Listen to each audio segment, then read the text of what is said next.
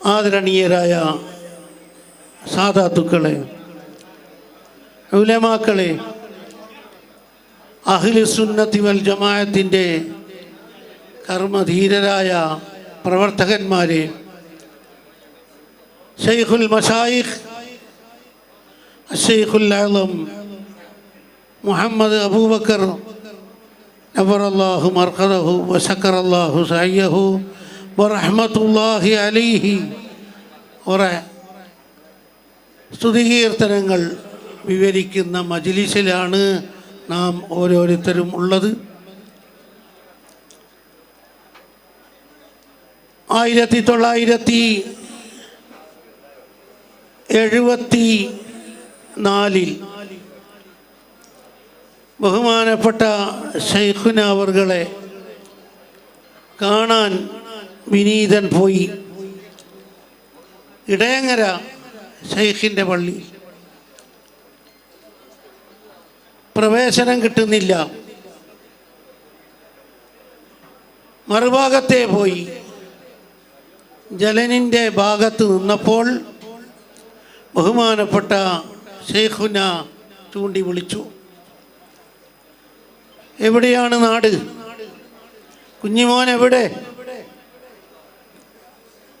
പരിചയപ്പെട്ടപ്പോൾ തളിപ്പറമ്പിലാണ് എന്ന് പറഞ്ഞു. ഉടനെ ഖാദിമിനെ വിളിച്ചു, ഈ കുട്ടിയെ അകത്തേക്ക് കയറ്റൂ എന്ന് പറഞ്ഞ് ശൈഖുനാൻ്റെ താരത്തിരുത്തി കുറേ അധികം സംസാരിച്ചു, തലോടി, മന്ദിരിച്ചു, ദുആ ചെയ്തു തന്നു, ഉപദേശ നിർദ്ദേശങ്ങൾ തന്നു. ഇതെന്തുകൊണ്ടാണ് ഉണ്ടായത്?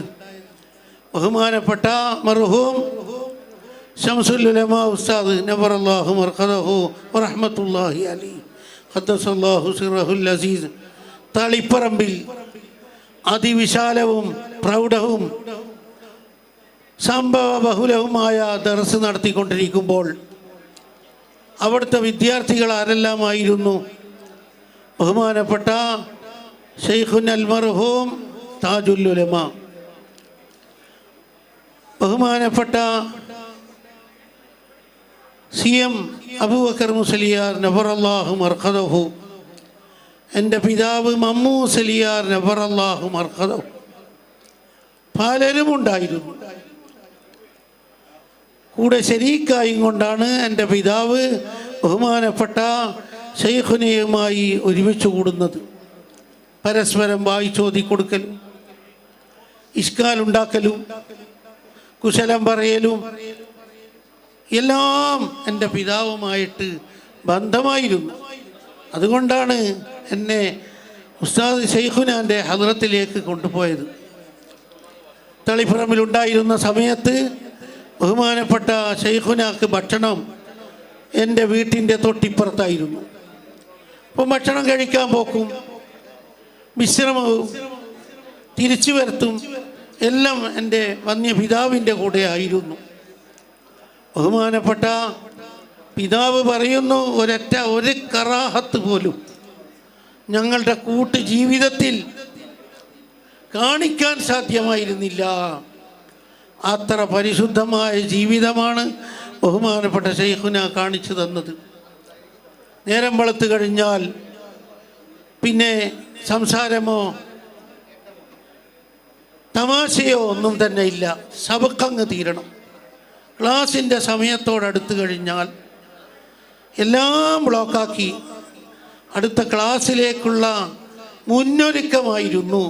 രാവിലെ ഉച്ചക്കും വളരെ അച്ചടക്കം, സുന്നത്തുകൾ മുറുകെ പിടിച്ചു, ദിക്റുകൾ പതിവാക്കി, ചിരിയിലോ കളിയിലോ തമാശയിലോ ഒന്നും ഏർപ്പെടാതെ ബഹുമാനപ്പെട്ടവർ നീങ്ങി. എത്രത്തോളം? എൻ്റെ വീട്ടിൻ്റെ തൊട്ടിപ്പുറത്താണ് ബഹുമാനപ്പെട്ട ശൈഖുനാക്ക്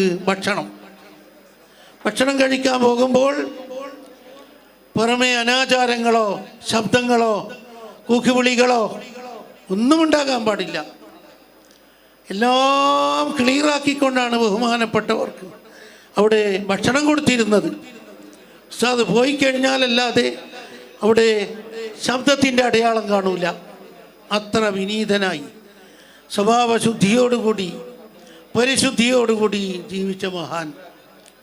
അങ്ങനെ ഇടയങ്ങരയിൽ നിന്ന് കണ്ടത് മുതൽക്ക് ഓരോ സമയത്തും ബഹുമാനപ്പെട്ടവർ എവിടെയെല്ലാം പോകുന്നുവോ അവിടത്തേക്കെല്ലാം പോയി കണ്ട് സംസാരിച്ച് തളിപ്പറമ്പിൻ്റെ കാര്യം പറഞ്ഞു, സ്വന്തം ജീവിതം പറഞ്ഞു, ആശീർവദിച്ചു തന്നു, കറാമത്തുകൾ വെളിവാക്കി.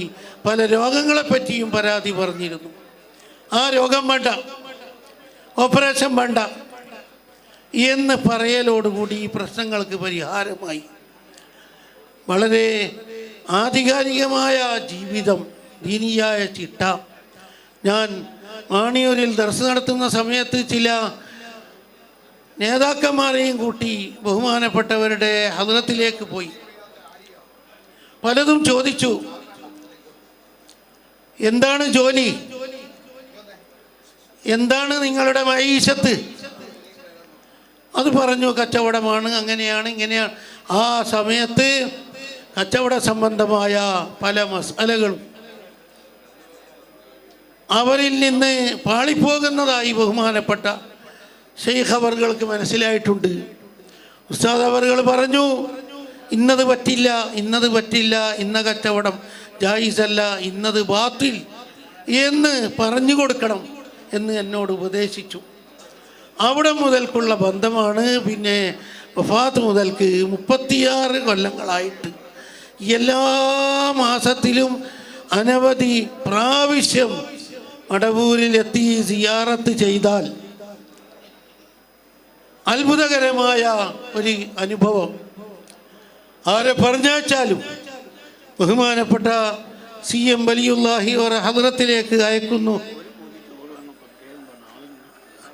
അങ്ങനെ പറഞ്ഞു കഴിഞ്ഞാൽ അവിടെ അപ്പീൽ കൊടുത്താൽ അന്നേരം ദുആക്ക് ഇജാബത്ത് കിട്ടുന്നു. ശൈഖുനാൻ്റെ ഹദ്റത്തിലേക്കാണ് പറഞ്ഞയച്ചത്. ശൈഖുനായുടെ വിനീതനാണ് ഇവിടത്തേക്ക് ചൊല്ലിവിട്ടത് എന്ന് പറഞ്ഞാൽ പോലും കറാമത്തുകൾ ഒഴുകിക്കൊണ്ടിരിക്കുകയാണ്. അതുകൊണ്ട് എല്ലാവരും ശൈഖുനാനെ ഓർക്കുക, ശൈഖുനായുടെ സിയാറത്ത് പരിപൂർണമായി നടത്തുക.